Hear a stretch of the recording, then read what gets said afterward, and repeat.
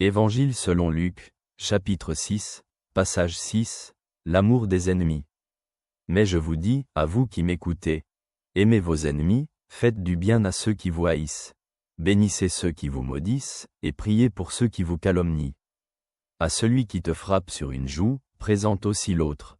Et à celui qui te prend ton manteau, ne refuse pas ta tunique. Donne à quiconque te demande. Et à celui qui prend ce qui est à toi, ne redemande pas. Ce que vous voulez que les hommes fassent pour vous, faites-le de même pour eux. En effet, si vous n'aimez que ceux qui vous aiment, quelle reconnaissance méritez-vous? Car les pécheurs aussi aiment ceux qui les aiment. Et si vous faites du bien à ceux qui vous font du bien, quelle reconnaissance méritez-vous? Les pécheurs en font tout autant. Et si vous prêtez à ceux dont vous espérez recevoir en retour, quelle reconnaissance méritez-vous? Les pécheurs prêtent aussi aux pécheurs, pour qu'on leur rende l'égal.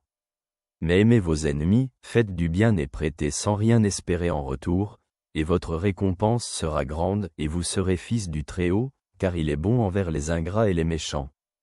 Soyez miséricordieux, comme votre Père est miséricordieux. Ces mots nous invitent à réfléchir.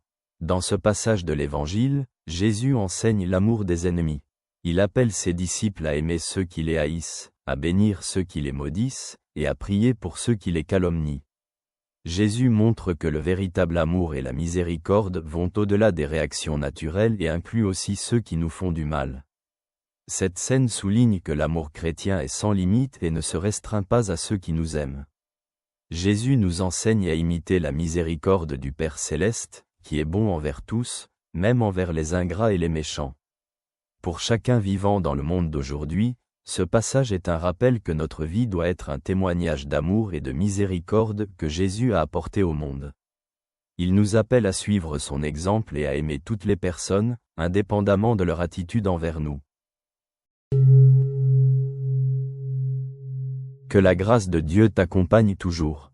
Ton ami te salue.